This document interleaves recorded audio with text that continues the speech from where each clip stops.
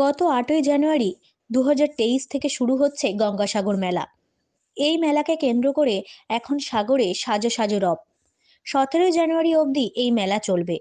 চলতি মাসেই গঙ্গাসাগর মেলা নিয়ে নবান্ন সভাঘরে উচ্চ পর্যায়ের বৈঠক করেছিলেন মুখ্যমন্ত্রী মমতা বন্দ্যোপাধ্যায়।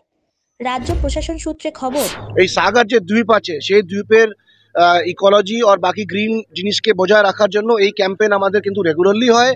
এটা জাস্ট একটা ক্যাম্পেইন এখান থেকে হলো, বাকি আমাদের প্রচুর একটা ভলেন্টিয়ার ফোর্স, ব্লক বিডিও সাগর, তারপরে আমাদের গ্রাম পঞ্চায়েত, জেলা পরিষদ, জিবিডিএ, এরা সবসময় পরিষ্কার করে বীজটাকে পরিষ্কার রাখে। মানুষের কাছে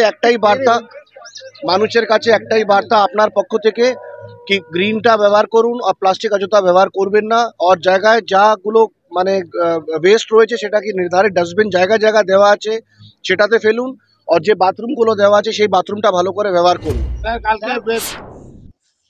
গঙ্গাসাগর মেলাকে পরিবেশ বান্ধব মেলা করতে বদ্ধপরিকর জেলা প্রশাসন।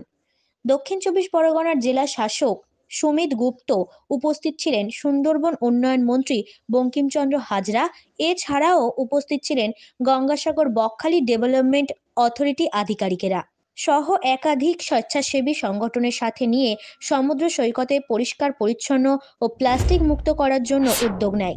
দক্ষিণ 24 পরগনা জেলা শাসক সুমিত গুপ্তা জানান, দেখুন, এখন এই 2-3 দিনের মধ্যে আমাদের গঙ্গাসাগর মেলাটা হয়ে যাক ভালো করে। আমাদের যা উদ্দেশ্য রয়েছে এখন এই আজকে যা প্লাস্টিক রয়েছে say no to plastic campaign হয়ে যাক। পুণ্যার্থীরা যারা রয়েছে তারা একটু ভালো করে নিজের স্নান করে আবার প্রসাদ নিয়ে নিজের বাড়ি যে প্রাণ যে রাজ্য থেকে আছে সেখানে ফিরে যাক। হয়তো ওর পরে আমরা এই জিনিসটা দেখবো। এটা কিন্তু খুব সোজা ব্যাপার নেই, এটা একটা আমার এখানে বলার এই বাঁধের ক্ষেত্রে খুব বেশি কিছু কার্যকরী হবে না। স্যার এখনো গঙ্গাসাগর মেলাকে প্লাস্টিক মুক্ত মেলা করার লক্ষ্যে একাধিক পদক্ষেপ নেওয়া হয়েছে। প্রশাসনিক এমন কাজে সাধুবাদ জানিয়েছেন তীর্থযাত্রী থেকে সাগর দ্বীপের স্থানীয় বাসিন্দারা। ব্যুরো রিপোর্ট, জেলার বার্তা।